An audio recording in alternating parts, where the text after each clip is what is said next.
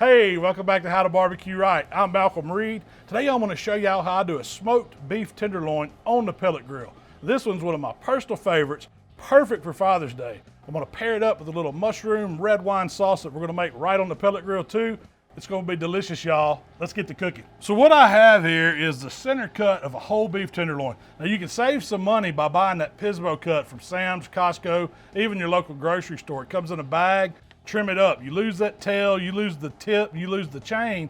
What you're left is this beautiful Chateaubriand, or the center part of that beef tenderloin. So you can get your butchers to do this for you, or you can save some money and get those trimmings to do some other great recipes with. So the first thing we're going to do to this beef tenderloin is get a little binder on the outside, and I'm just using some good old Lee & Perrins Worcestershire sauce. We're going to flip it over and do the same thing. I just want a little moisture on it. I've had it sitting out on the counter for about 15-20 minutes. This is going to give us a little color and give us a little something for the seasoning to stick to. Now, first thing we're going to do is hit it with a little bit of salt, pepper, garlic. Y'all know I'm using my AP rub. We're just going on with, a good medium coat. We're not getting super crazy with it, but I want a base layer that salt, that pepper, that garlic. I'm going to fortify that here in a minute. I'm just going to kind of roll it over. Get this whole tenderloin seasoned on the outside. We want flavor. It's a dense piece of meat. It can take the salt. It can take the seasoning. That looks good on the AP.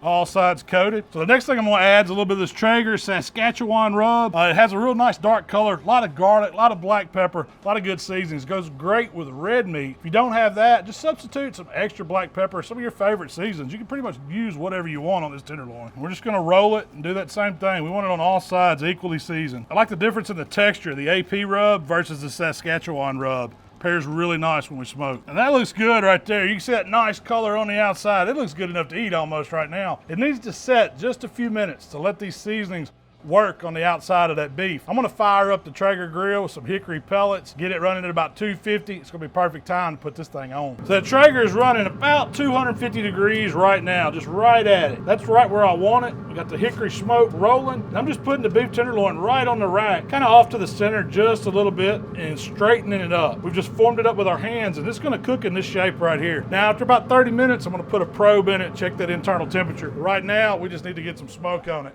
Let's go work on those mushrooms. So I've got about 3 pints of mushrooms going into an aluminum half-size steam pan.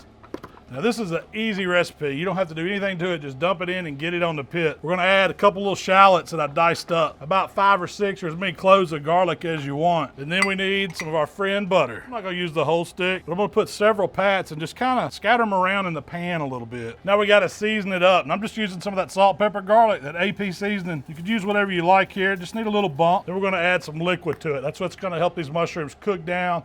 It's gonna help them braise, it's gonna make them delicious. We're gonna create this nice rich sauce. First, we've got some Worcestershire, and I'm eyeballing it, if I had to guess, about a 1/4 cup. Then you gotta have some red wine, you need about 1 cup. Use something you like to drink. Then we've got a little bit of beef broth, about the same amount, about 1 cup. Just pour it right around. You should see the liquid coming up in the pan, but you don't want it just submerged at this point. And last but not least, I'm gonna fortify that flavor with a little bit of beef broth base. But it gives these mushrooms a nice rich flavor to go with the butter, go with the Worcestershire, go with the wine. Now, the mushrooms are going right on the opposite side of the beef tenderloin, and they're gonna start cooking down. We'll get the lid closed and we're gonna keep on cooking. So that beef tenderloin's been on the grill about 30 minutes. This is when I wanna start monitoring internal temperature. I've got one of my ThermalWorks dot alarms set for 120 internal. Got our mushrooms cooking down, beef tenderloin looking good. It's got some beautiful color on it. I'm just going center mass. You want to kind of gauge about how far you need to go. So I'm going in, I'd say about 1.5 inches. We're setting at about 97 internal, so we've come up, but we still got a little ways to go. Check it out, y'all. The ThermalWorks dot.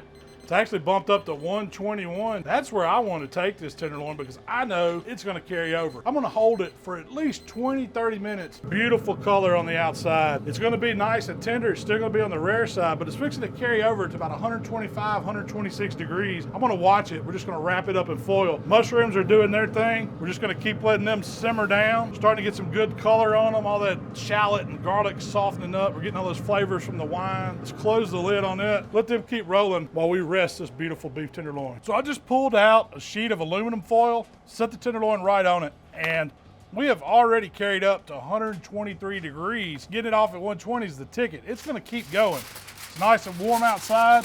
All I wanna do is tin it up, keep my probe inside the meat. That way I can watch it. It's gonna be about 125 to 127. That's where they always finish But you want that carryover, and we're catching any juice that might want to settle out.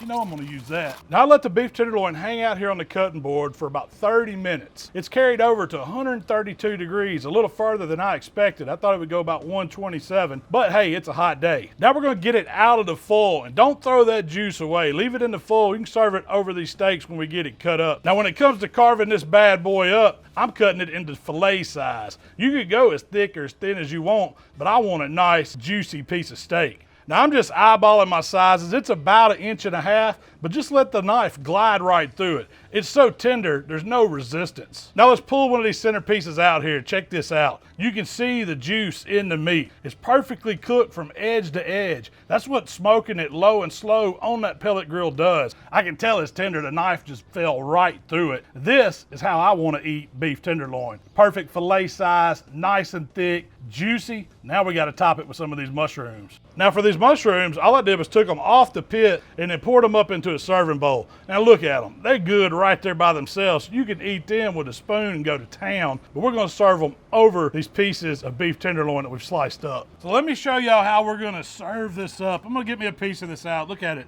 It's beautiful, medium rare from edge to edge. That's what doing it nice and slow on that pellet grill does. I'm going to top it up with some of these mushrooms that I got off the pit. Just put them in a ramekin here. They've cooked down. Everything's come together in them. I'm just put a little over the top.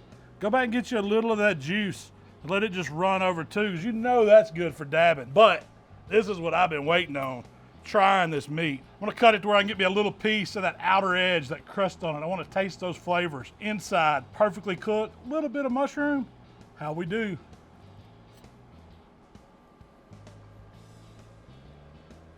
Melts in your mouth. Better than any filet you could ever cook like that. You get the pepper, you get the garlic, you get the salt, you get those coarse herbs that's in that Saskatchewan rub. I gotta beat these flies to it, y'all. But look at that. That is a thing of beauty. And y'all, this was perfect for Father's Day or any other special events you got going on. Cook you one of these beef tenderloins. It doesn't take long. Want to season that outside? I use a little bit of Worcestershire on the outside. AP Saskatchewan rub, 250 degree pellet grill till that internal temperature hit 120. And we wrapped it up and let it carry over for about 30 minutes. Hey, thanks for hanging out with us today here at HowToBBQRight. If you like what we're doing, subscribe to the channel. You can find us on Facebook, Instagram, TikTok, Twitter. Sheryl and I will talk about this beef tenderloin recipe, all the other fun stuff we're doing on our weekly podcast. Y'all give that a listen too. We'll see y'all next time. Kick back, cold beer, perfectly cooked beef tenderloin.